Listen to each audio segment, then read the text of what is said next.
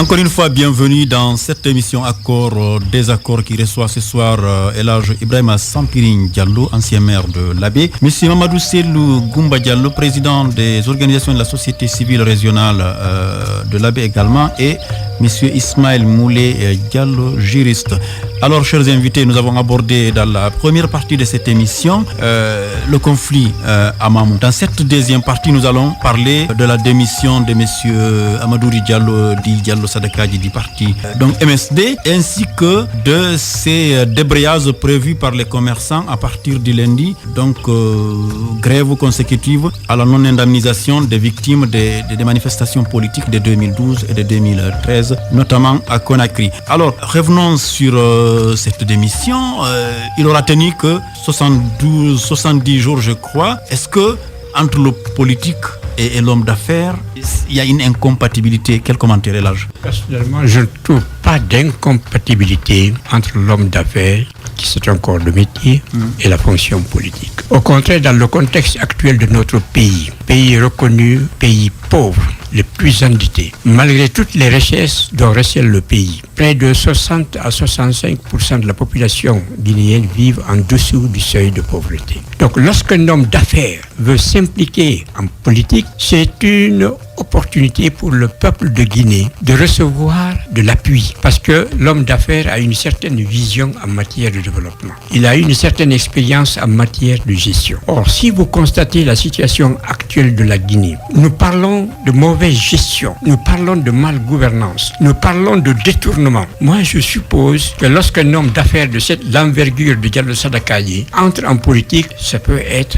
une très bonne chose pour le pays. Donc à ce niveau, je ne vois pas de contradiction entre la fonction politique et la fonction de l'homme d'affaires. Donc pour moi, c'est plutôt complémentaire au lieu d'être opposé. Donc c'est complémentaire. On peut, parce que celui qui a... La politique, c'est quoi? C'est des objectifs, c'est des idéaux, c'est des idées. Mais il faut avoir les moyens de sa propre politique. Or, on peut avoir les meilleures idées du monde. Si on n'a pas la possibilité de les matérialiser, à quoi cela sert? Même si on vous dira, Elhadj, que les pays que nous copions, que ce soit les États-Unis d'Amérique ou la France, les hommes d'affaires, ils font leur business, pendant que ceux qui ont fait des écoles d'administration, ils sont donc des hommes politiques. Écoutez, vous allez me dire, prenez du chef de l'État au chef du quartier.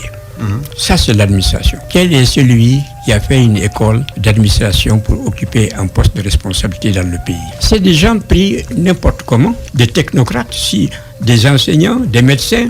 Ce sont ces corps de métier-là qui se retrouvent. Et lorsque nous parlons, par exemple, du patronat, l'honorable Silla du patronat, c'est le prototype de l'homme d'affaires. Mais est-ce qu'il n'a pas été candidat aux élections présidentielles? Est-ce que la loi le lui interdit? Parce que la loi ne dit pas que quand on est un homme d'affaires, on ne peut pas faire de la politique. Peut-être que l'homme d'affaires a soutenu la politique à un certain moment, parce que dans tous les pays du monde, les hommes politiques comptent aussi sur la contribution de qualité des hommes d'affaires. C'est pour cette raison, à ce niveau, je dis bien qu'il ne peut pas y avoir incompatibilité. Pourquoi? Qu'est-ce que j'appelle incompatibilité? C'est lorsque la loi l'interdit, je dis alors là, c'est pas possible. Mais puisque la loi ne dit pas qu'un enseignant ne doit pas se présenter à un poste électif, la loi ne dit pas qu'un agriculteur ne peut pas se présenter à un poste électif, les élections présidentielles, ça ce sont les citoyens à travers les formations politiques. Donc je ne peux pas dire que pour le cas de Diallo Sadakaji, homme d'affaires, qui ne doit pas entrer en politique. C'est compatible, c'est complémentaire. Bien, Monsieur Diallo Ismaël, la réponse d'Elhadj m'amène à vous poser une autre, justement par rapport à la loi. Est-ce que elle permet à tout citoyen, quel que soit son niveau de formation, donc de se présenter à une fonction élective et surtout à la magistrature suprême? Bon, à ce niveau, il y a la charte des partis politiques, parce que c'est là où commence la politique et tout est réservé aussi aux partis politiques. La candidature indépendante n'étant pas pour le moment admise, en tout cas au niveau des élections nationales, ce qui fait que chacun veut avoir un parti politique, ou en tout cas couvrir, au lieu d'être couvert par un parti politique, de couvrir maintenant un parti politique. Parce que ce que nous remarquons ici, au lieu que L'homme parle sous le manteau du parti, c'est le parti qui parle sous le manteau de l'homme. Ce qui fait que dès que l'homme s'éloigne ou disparaît, ou en tout cas agit autrement, c'est tout le parti qui est ébranlé et finalement c'est la disparition, parce que nous avons connu beaucoup de grands partis qu'on pouvait qualifier de grands partis, mais qui n'avaient que des... Qui n'ont pas pu survivre à la mort de leur leader. Voilà, qui n'ont pas pu survivre à la mort de leur homme. C'est ce qui fait qu'aujourd'hui, on a même vu, avant que Diallo Sadakaji ne s'allie ou ne s'allie avec un parti ou à un parti, il y avait déjà des mouvements de soutien à l'homme, sans même savoir quel est l'objectif ou la vision du parti. Et finalement, l'accord qu'il avait signé, parce que c'était un accord, il n'était pas membre du parti, il n'était pas membre fondateur. Moi, je ne peux pas qualifier l'accord, mais quand même, il y avait un accord entre lui et le leader, Dr Ablaye Diallo, en l'occurrence. Dr Ablaye Diallo du MSD. Et finalement, le début de la collaboration a été autre que chacun a dû voir ou en tout cas comprendre autrement encore ce qui doit ou ce qui devrait être entre eux.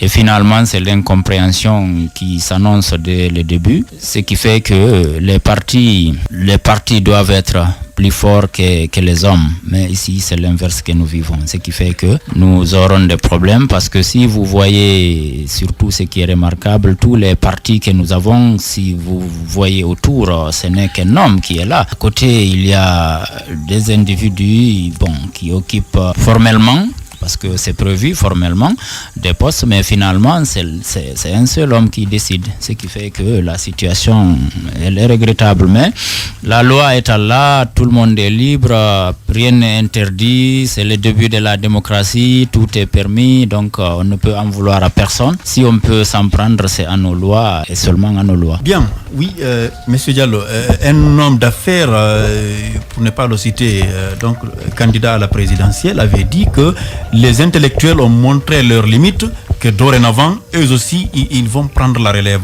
Quel commentaire en faites-vous? Ok, Monsieur Habib, je dirais que entre la volonté affichée pour diriger une formation politique et l'amateurisme, il y a un grand fossé. Quand on s'écarte de la ligne droite d'un parti politique, je vous prie de me croire que certains esprits sont à l'affût et récupèrent. Je crois savoir qu'un parti politique élabore un programme de société qu'il défend de bout en bout, et l'adhésion est libre et volontaire.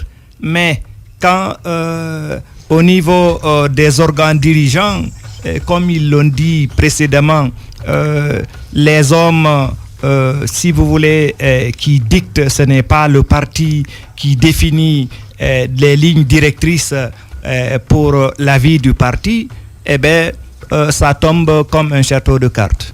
Bien, oui, alors je voulais ajouter, allez-y. Oui, vous savez, avant de parler de politique, les hommes ont des besoins primaires qu'il faut nécessairement satisfaire.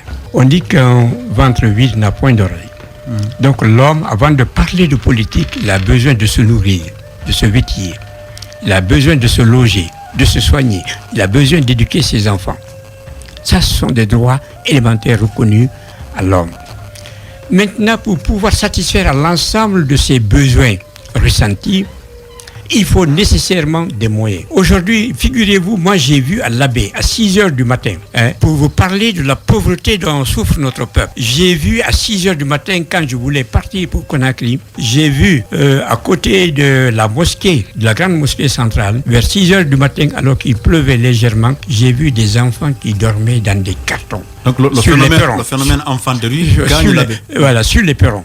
Et ils se couvraient de sacs de riz, de sacs de maïs déchiquetés. Vous comprenez? Pour une société, si vous imaginez maintenant toutes les richesses que nous avons, parce que nous sommes sur la route du 52e anniversaire de la proclamation de l'indépendance de la Guinée. 52 ans après. 56 ans. 56 ans après, je vous remercie. 56 ans après, nous nous retrouvons à ce stade. Dans le classement général des États du monde, il n'y a pas nous venons en 170e ou 175e position. Ça veut dire qu'au plan économique et social, nous sommes l'un des pays les plus arriérés. Or, ce sont des intellectuels qui ont gouverné le pays jusque-là. Ce ne sont pas les hommes d'affaires qui ont gouverné le pays jusque-là. C'est pour cette raison, moi, je dis qu'un homme d'affaires qui a les moyens de sa politique, qui cherche à aider la Guinée à se développer, parce que n'oubliez pas que nous avons un autre besoin prioritaire, c'est la réconciliation nationale, c'est l'unité nationale. Pourquoi je dis ça? Parce que lorsque Diallo Sadakaji a fait une déclaration pour annoncer qu'il était le président du MSD. Entre parenthèses, moi je n'ai jamais vu Diallo Sadakaji,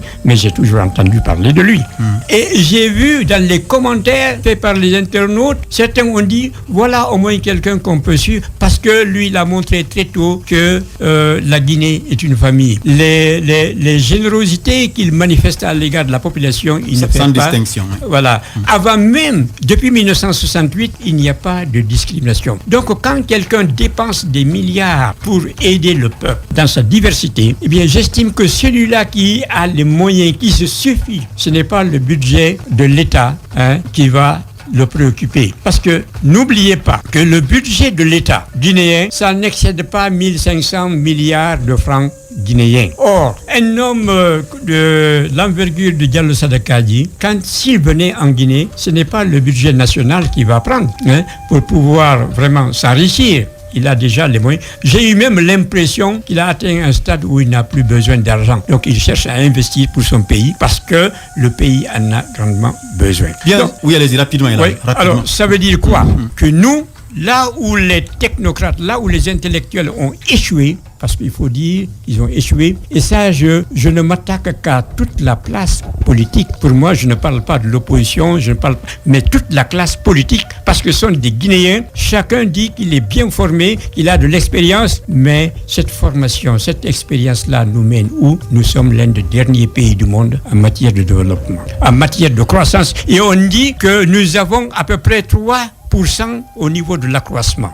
Ça veut dire quoi? Que normalement, le monde entier devait courir vers la Guinée à cause des énormes potentialités que nous avons. Et là, vous avez été responsable dans ces pays. Est-ce que vous avez le sentiment d'avoir votre part de responsabilité dans cet échec rapidement? Oui, tout à fait, tout à fait. Je dis les intellectuels, je dis la classe politique, je dis tout le monde est coupable de ce qui nous arrive.